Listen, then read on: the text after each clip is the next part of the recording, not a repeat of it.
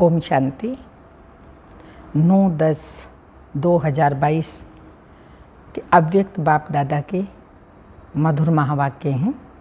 Revise हैं 12/11/92। मुरली की heading है भविष्य विश्व राज्य का आधार संगम युग का स्वराज्य। आज विश्व रचता बाप दादा अपने सर्व स्वराज्य अधिकारी बच्चों को देख रहे हैं। इस वर्तमान संगम युग के स्वराज्य अधिकारी और भविष्य में विश्व राज्य अधिकारी बनते हो, क्योंकि स्वराज्य से ही विश्व के राज्य का अधिकार प्राप्त करते हो। इस समय के स्वराज्य की प्राप्ति का अनुभव भविष्य विश्व के राज्य से भी अतिश्रेष्ठ अनुभव है। सारे ड्रामा के अंदर राज्य अधिकारी राज्य करते आते हैं। सबसे श्रेष्ठ पहला है स्वराज्य, संगम युग का है स्वराज्य, जिसके आधार से आप स्वराज्य अधिकारी आत्माएं अनेक जन्म सत्युग त्रेता तक विश्व राज्य अधिकारी बनते हो। तो पहला स्वराज्य, फिर आधा कल्प है विश्व राज्य अधिकार, और द्वापर से लेकर के राज्य तो होता ही है, लेकिन विश्व राज्य नहीं, स्टेट के राजे बनते हैं। सारे विश्व पर राज्य, एक राज्य वह सिर्फ सतयुग में ही होता है। तो 3 प्रकार के राज्य सुनाए, स्वराज्य अधिकारी, एक राज्य सतयुग त्रेता में, और तीसरा है द्वापर में जो स्टेट का राज्य होता है। राज्य अर्थात सर्व अधिकार की प्राप्ति।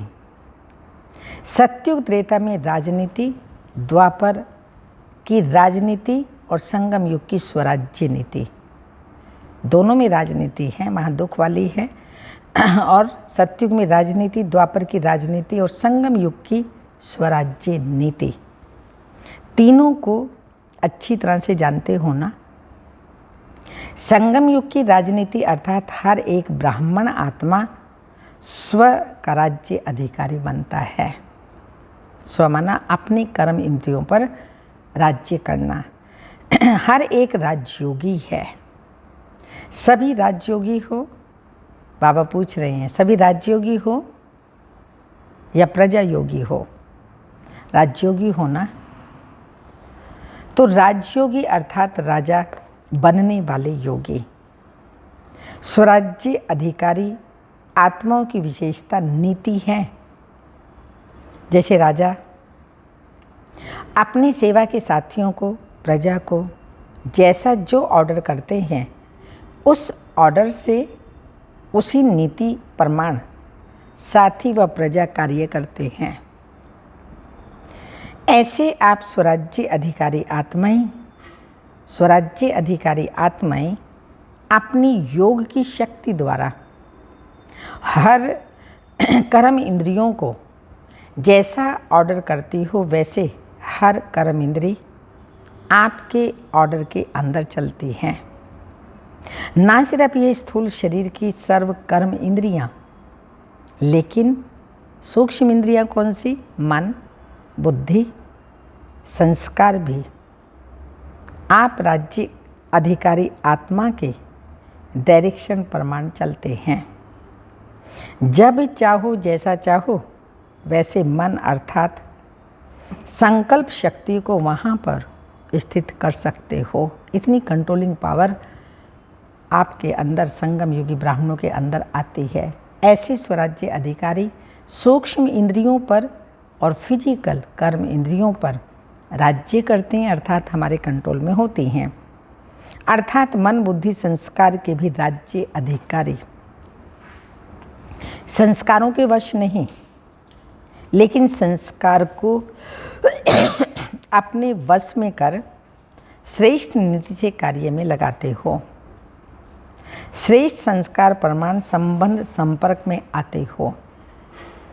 तो स्वराज्य की नीति मन, बुद्धि, संस्कार और सर्व कर्म इंद्रियों के ऊपर सर्व अर्थात आत्मा का अधिकार। ये आत्मा की 3 शक्तियाँ हैं, मन, बुद्धि, संस्कार। तीनों पर आत्मा मालिक राज्य करती है, उनके ऊपर अधिकार रखती है। अगर कोई कर्म इंद्रियां कभी आँख धोखा देती, कभी बोल धोखा देता, वाणी अर्थात मुख धोखा देता, संस्कार अपने कंट्रोल में नहीं रहते, तो उसको स्वराज्य अधिकारी नहीं कहेंगे, उसको कहेंगे स्वराज्य अधिकार के पुरुषार्थी। अधिकारी नहीं, लेकिन पुरुषार्थी। वास्तव में राज्य अधिकारी आत्मा को स्वपन में भी कोई कर्म इंद्रिय व मन, बुद्धि, संस्कार धोखा नहीं दे सकते, क्योंकि अधिकारी हैं। अधिकारी कभी अधीन नहीं हो सकता। अधीन है तो अधिकारी बनने का पुरुषार्थी है। तो अपने आप से पूछो, पुरुषार्थी हो या अधिकारी हो? अधिकारी बन गए या बन रहे हो तो स्वराज्य का रूहानी नशा क्या अनुभव कराता है? क्या बन जाते हो? स्वराज्य अधिकारी हैं तो वो नशा हमको क्या बनाता है? बेफिक्र बादशाह, बेगमपुर का बादशाह, जो सतयुग में भी नहीं होंगे। बेफिक्र बेगमपुर का बादशाह। वहाँ तो कोई ऐसी बातें होंगी ही नहीं, समस्याएं होंगी नहीं, कोई परिस्थितियाँ होंगी ही नहीं, तो बेफिक्र बादशाह का मतलब कुछ भी नहीं। वहाँ तो प्रारब्ध है हमारी, लेकिन संगम युग पर हम बेफिक्र बादशाह बनते हैं, सब कुछ देखते हुए, आते हुए परिस्थितियों को सहन करते, सामना करते, मगर खुशी खुशी से। तो ऐसे बेफिक्र बादशाह, बेगमपुर के बादशाह, बड़े ते बड़ा बादशाह है बेफिक्र बादशाह, और सबसे बड़े ते बड़ा राज्य है बेगमपुर का राज्य। कोई गम नहीं।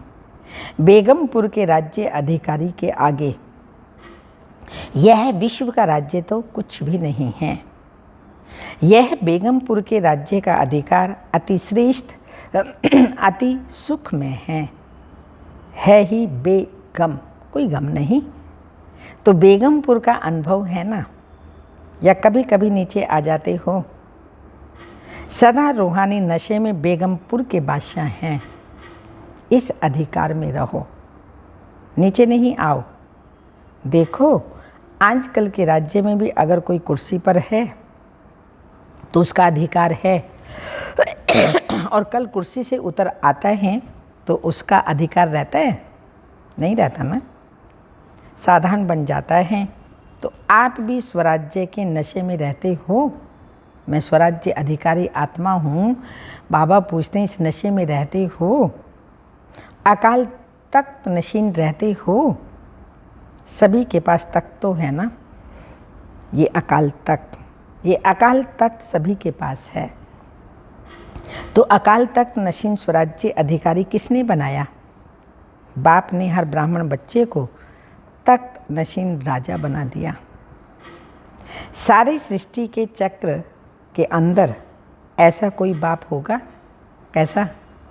सारे सृष्टि पूरे कल्प में ऐसा कोई बाप होगा जिसके अनेक सब राजा बच्चे हों? हाँ, लक्ष्मी नारायण भी ऐसा नहीं बन सकते। ये परमात्मा बाप ही कहते हैं कि मेरे सभी बच्चे कौन से बच्चे हैं?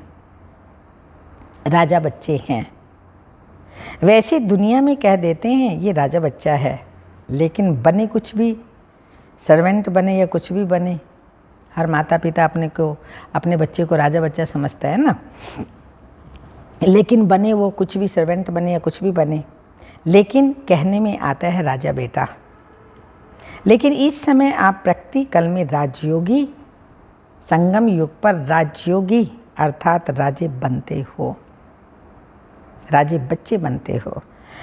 तो बाप को बाबा को भी नशा है और बच्चों को भी नशा है। तो स्वराज्य की नीति क्या रही? स्वराज्य की नीति क्या रही? स्व पर राज्य। हर कर्म इंद्री के ऊपर अधिकार हो। ये है स्वराज्य की नीति। ऐसे नहीं कि देखना तो नहीं चाहते थे लेकिन देख लिया, हाँ, बोलना नहीं चाहते थे बोल दिया, ऐसा नहीं। आंखें खुली थी इसलिए हमको देखने में आ गया। कान का दरवाज़ा नहीं है इसलिए कान में बात पड़ गई, लेकिन दो कान हैं। अगर ऐसी बात सुन ली तो निकालने का भी तो रास्ता है ना। सुन लो, कोई बात नहीं, सुनी गई तो एक कान से सुनो, दूसरे से निकाल दो। दो कान इसलिए तो दिए हैं, ऐसे लोग कहते हैं। इसलिए इस भारत में ही विशेष यह चित्र बापू की याद में बना हुआ है। बुरा ना देखो, बुरा ना सुनो और बुरा ना बोलो। और शिव बाबा बापू जी कहते हैं सोचो भी नहीं। जो बुरा सोचेंगे नहीं, देख भी नहीं सकते, बोल भी नहीं सकते, सुन भी नहीं सकते। तो ना बुरा सोचो, ना बुरा देखो, ना बुरा बोलो और ना बुरा सुनो। ये 3 दिखाते हैं, आप 4 दिखाते हो। बुरा सोचो भी नहीं, क्योंकि पहले सोचना होता है और फिर बोलना होता है, फिर देखना होता है। इसलिए कंट्रोलिंग पावर, रूलिंग पावर रखो। राजा अर्थात रूलिंग पावर। राजा हो और रूलिंग पावर ना हो, हाँ, तो कौन राजा मानेगा। तो स्वराज्य अर्थात रूलिंग पावर, कंट्रोलिंग पावर। बाप दादा ने पहले भी सुनाया है, कई बच्चे परखने में बहुत होशियार होते हैं। कोई भी गलती होती है जो नीति प्रमाण नहीं है तो समझते हैं ये नहीं करना चाहिए, ये सत्य नहीं है, यथार्थ नहीं है, अयथार्थ व्यर्थ है। लेकिन समझते हुए फिर भी करते ही रहते हैं, कर लेते हैं, कर भी लेते हैं, कहते हैं कर लेते हैं। तो इसको क्या कहेंगे? कौन सी पावर की कमी है? कौन सी पावर की? कंट्रोलिंग पावर नहीं है। जैसे आजकल कार चलाते हैं, देख भी रहे हैं एक्सीडेंट होने की संभावना है, ब्रेक लगाने की कोशिश करते हैं, लेकिन ब्रेक लगे नहीं तो ज़रूर, हाँ, एक्सीडेंट होगा ना। ब्रेक है लेकिन पावरफुल नहीं और यहाँ की बजाय वहाँ लग गई तो भी क्या होगा? क्या होगा? हाँ? इतना समय तो परवश होना, चाहते हुए भी कर नहीं पाते, ब्रेक लगा नहीं सकते या ब्रेक पावरफुल ना होने के कारण ठीक लग नहीं सकती। तो यह चेक करो, जब ऊंची पहाड़ी पर चढ़ते हैं तो क्या लिखा होता है? हाँ, ब्रेक चेक करो, क्योंकि ब्रेक सेफ्टी का साधन है, ये लिखा हुआ होता है। तो कंट्रोलिंग पावर का व ब्रेक लगाने का अर्थ ये नहीं है लगाओ यहाँ और ब्रेक लगे वहाँ। कोई व्यर्थ को कंट्रोल करना चाहते हैं, समझते हैं ये रॉन्ग है, तो उसी समय रॉन्ग को राइट परिवर्तन होना चाहिए ना। रॉन्ग है रॉन्ग ही कर लो, नहीं, उसको परिवर्तन करना आना चाहिए ना। तो परिवर्तन होना चाहिए, इसको कहा जाता है कंट्रोलिंग पावर। ऐसे नहीं कि सोच भी रहे हैं लेकिन आधा घंटा व्यर्थ चला जाए, पीछे कंट्रोल में आए। ये ब्रेक लगाना कहाँ चाहिए और लग कहाँ गया? लगाना अभी चाह रहे हैं, लगा आधा घंटा 15 मिनट के बाद, ये वो वाली बात। तो पीछे कंट्रोल में आई, बहुत पुरुषार्थ करके आधे घंटे के बाद परिवर्तन हुआ तो उसको कंट्रोलिंग पावर, रूलिंग पावर नहीं कहा जाता। यह हुआ थोड़ा थोड़ा अधीन और थोड़ा थोड़ा अधिकारी, मिक्स है। तो उसको राज्य अधिकारी कहेंगे, हाँ कहेंगे, या पुरुषार्थी अधिकारी कहेंगे। तो अब पुरुषार्थ नहीं, राज्य अधिकारी बनो। संगम युग पर ही कंट्रोलिंग रूलिंग पावर हो, स्वराज्य अधिकारी बने। हमारी सूक्ष्म इंद्रियां और फिजिकल इंद्रियां हमारे कंट्रोल में हों। हमारे ही कर्मचारी अगर हमारे कंट्रोल में नहीं हैं, उन पर हम राज्य कर रहे हैं, तो राज्य अधिकारी कैसे बने, स्वराज्य अधिकारी कैसे बने। तो अब पुरुषार्थी नहीं, राज्य अधिकारी बनो। यह स्वराज्य अधिकारी का श्रेष्ठ मजा है। स्वराज्य अधिकारी अर्थात सदा मौज ही मौज में रहना। मेरे कर्मचारी मेरे कंट्रोल में हैं तो फिर सदा मौजे ही मौजे हैं ना। मौज में रहने वाला कभी किसी बात में मूंझता नहीं। अगर मूंझते हैं तो कोई भी बात में कन्फ्यूजन हो रहा है तो मौज नहीं है। तो संगम युग पर मौज ही मौज है ना, या कभी कभी मौज है? हाँ, क्या है? कभी कभी मौजे, सदा मौजे ही मौजे हैं। बाबे दे घर में मौजे ही मौजे हैं। हाँ? शक्तियों को, पांडवों को मौज है ना। मूंझते तो नहीं है, कन्फ्यूज तो नहीं होते हैं ना। अगर कन्फ्यूज नहीं होते तो माना मौजे ही मौजे हैं। तो समझा स्वराज्य की नीति क्या है और विश्व राज्य की नीति क्या है। चाहे प्रजा है, चाहे रॉयल फैमिली है, लेकिन प्रजा प्रजा नहीं, प्रजा भी एक परिवार है। प्रजा का पिता होता है राजा, और राजा के बच्चे राजकुमार राजकुमारी, तो उसके वो माता पिता हैं तो वो उसके बच्चे ही हो गए ना। तो बाबा भी यही बता रहे हैं, प्रजा भी एक परिवार है। परिवार की नीति यह है सतयुग त्रेता की राजनीति। राजा कहलाते हैं, लेकिन राजा होते भी परम प्रिय पिता का स्वरूप है। राजा पिता का स्वरूप होता है। परिवार की विधि से राजनीति चलती है। चाहे राज्य कारोबार भिन्न भिन्न हाथों में होगी, लेकिन परिवार के स्नेह की विधि से कारोबार होगी। ऐसे नहीं कि राजा के पास बहुत धन दौलत है और प्रजा में कोई को खाने पीने के लिए नहीं हो। सतयुग में ऐसा नहीं होता। कोई भी प्रजा है, किसी भी प्रजा है, नंबरवार है, लेकिन दुखी कोई नहीं होगा। धन दौलत की कमी नहीं होगी, सब माला माल होंगे। चाहे राजा है, प्रजा है, कोई भी है। खाने पीने के लिए नहीं हो, ऐसा नहीं। द्वापर कलयुग की राजनीति में लॉ एंड ऑर्डर चलता है, लेकिन विश्व राज्य देव राज्य के समय ये नीति चलती है। ला नहीं, लेकिन स्नेह और संबंध की नीति चलती है। कोई भी आत्मा दुख शब्द को भी नहीं जानती। सतयुग त्रेता में दुख शब्द भी नहीं होता, चाहे राजा हो चाहे प्रजा हो, लेकिन दुख अशांति का नाम निशान ही नहीं। दुख क्या चीज होती है, उसका अज्ञान, ज्ञान ही नहीं है। जैसे इस समय स्वराज्य के समय भी आपको बाप दादा किस नीति से चलाते हैं, स्नेही और श्रीमत। श्रीमत पर चलते रहते तो कोई भी सख्त ऑर्डर करने की आवश्यकता नहीं है। कोई बात नहीं मानी जाती, नहीं कही जाती तो बोलना पड़ता है ना। बाबा भी क्या कह रहे हैं, अगर श्रीमत पर नहीं चलते तो कोई भी सख्त ऑर्डर करने की आवश्यकता, श्रीमत पर चल रहे हैं तो ऑर्डर की आवश्यकता नहीं चलते हैं तो फिर कहना पड़ता है ना। कहीं बोलते हैं, कहते हैं ये तो बहुत बोलता है। अरे भाई, आप कार्य ऐसे करो जो किसी को बोलने की आवश्यकता ना हो।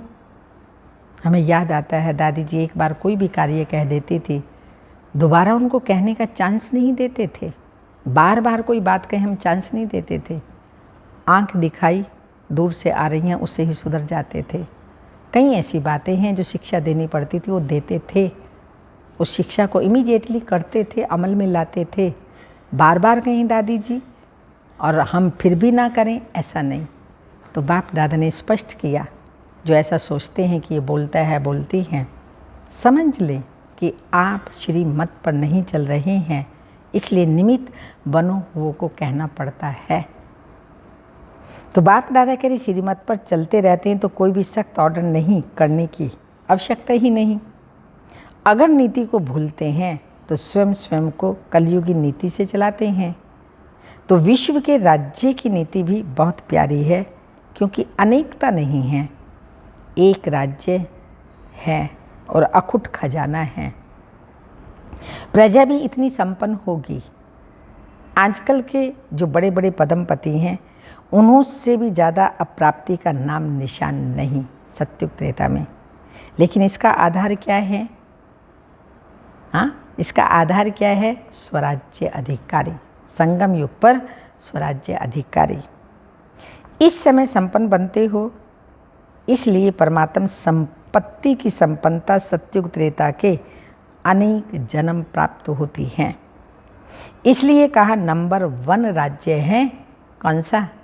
नंबर 1 राज्य है स्वराज्य, फिर है विश्व राज्य और तीसरा है द्वापर कलयुग का अलग अलग स्टेट का राज्य। इस राज्य को तो अच्छी तरह से जानते ही हो, वर्णन करने की आवश्यकता नहीं। तो सदा किस नशे में रहना है? स्वराज्य हमारा जन्म सिद्ध अधिकार है। किस जन्म का? ब्राह्मण जन्म का। ब्रह्मा बाप ने जन्मते ही स्वराज्य का तिलक हर ब्राह्मण आत्मा को लगाया। तिलकधारी होना, तिलक है कौन सा? स्मृति का।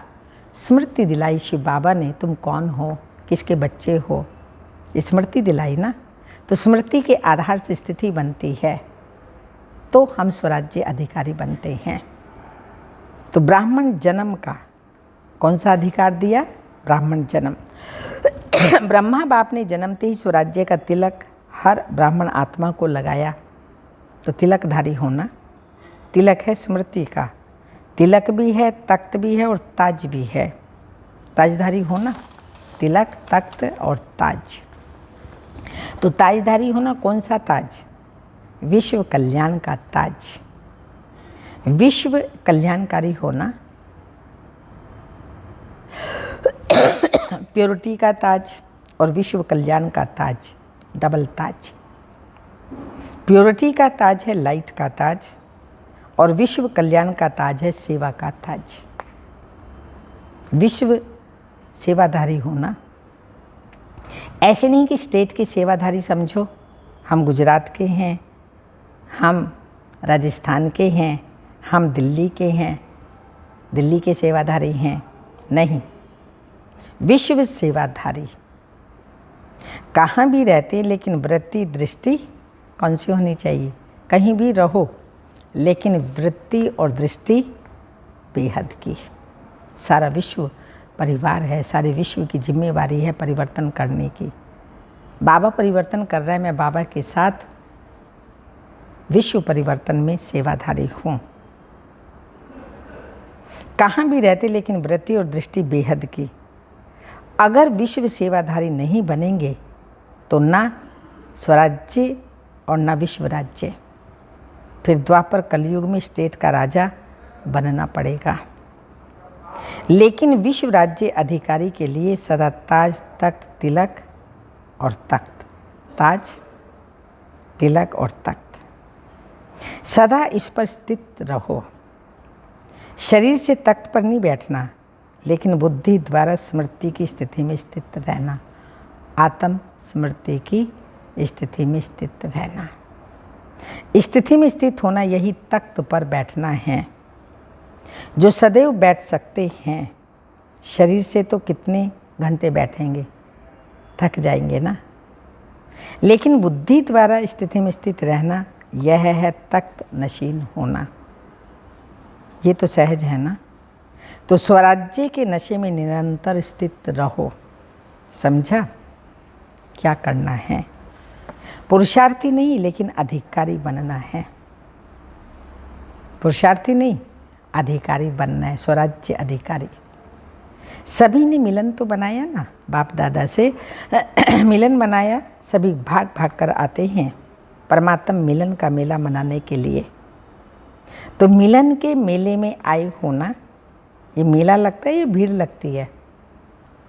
आराम है ना, आराम से रहना, खाना, चलना, सब आराम से है ना।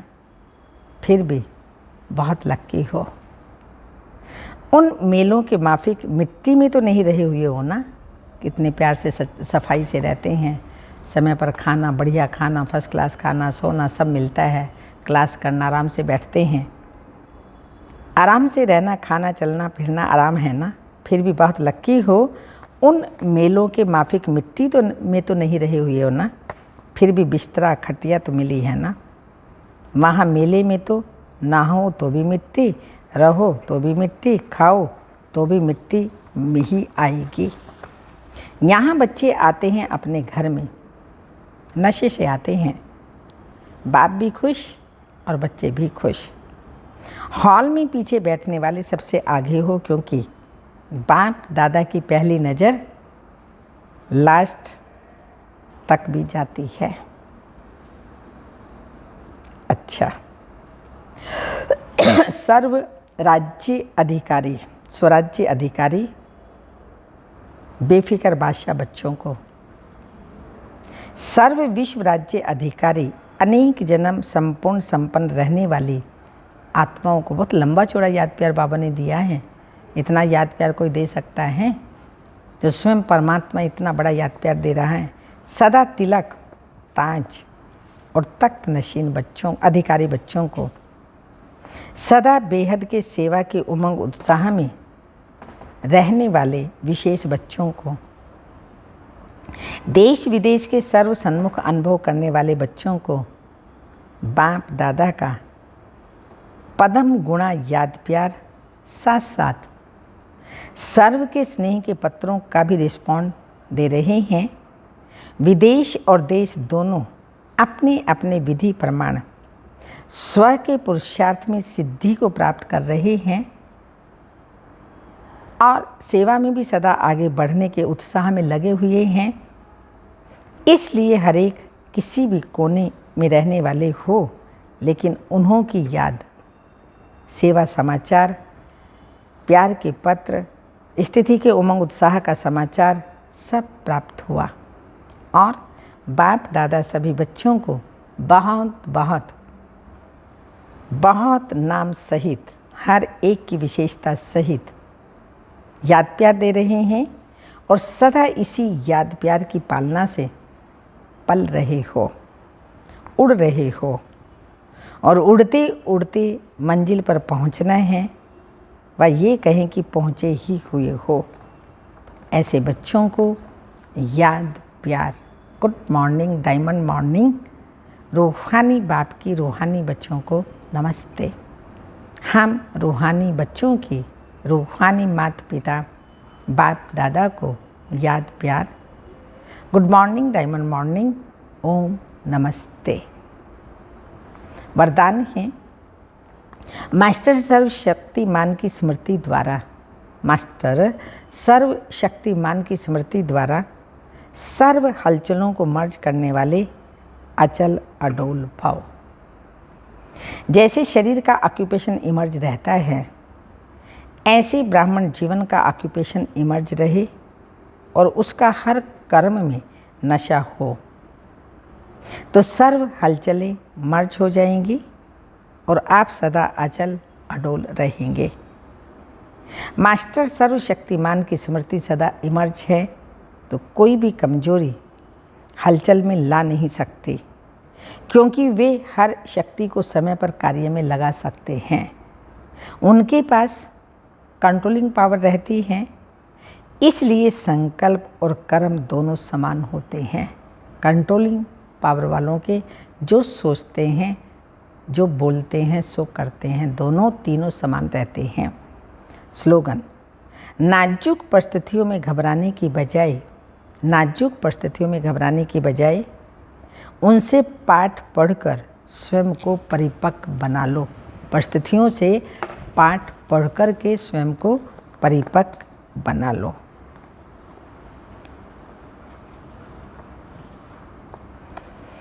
अमृत बेले की पॉइंट है, घर में बैठे भी याद करना अच्छा है, परंतु याद करना ये बच्चों के लिए बड़ी मुश्किल बात हो गई है। बाप जिससे 21 जन्मों का वर्षा मिलता है, उनको याद नहीं करते। अच्छे अच्छे भाषण करने वाले बच्चे भी बाप को याद नहीं करते। ना सवेरे उठ सकते हैं, उठते हैं तो बैठने में झुटके खाते हैं। बाप कहते हैं, पढ़ाई व योग में तुम्हें जरा भी सुस्ती नहीं आनी चाहिए। लेकिन कई बच्चे समझते हैं सभी तो विजयमाला में नहीं आएंगे ना, सब तो राजा नहीं बनेंगे, इसलिए सुस्त बन जाते हैं। जिसका बाप से पूरा लव होगा वह एक्यूरेट पढ़ेंगे, सुस्ती आ नहीं सकती। अगर सुस्ती है तो समझा जाता है इनकी तकदीर में नहीं है। कोई कोई बच्चे बाप के सामने बैठ भी झुटका खाते हैं, उबासी लेते रहते हैं, उनके फिर पिछाड़ी में जाकर उनको फिर पिछाड़ी में जाकर बैठना चाहिए।